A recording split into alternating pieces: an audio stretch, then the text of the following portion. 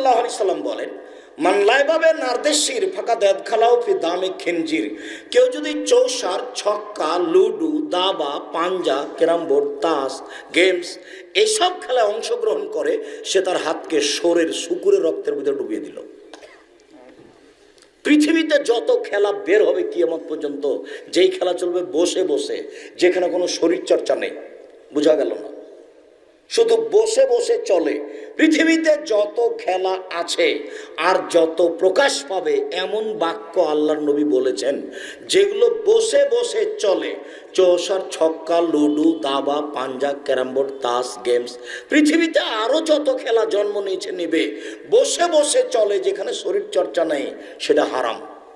সেই খেলায় যদি অংশগ্রহণ করে, সে তার হাতকে শোরের শুকুরের রক্তের মধ্যে ডুবিয়ে দিল। এই ছেলে, আজ থেকে তোমাদের সকাল হয় না যেন ক্যারাম বোর্ড ভাঙতে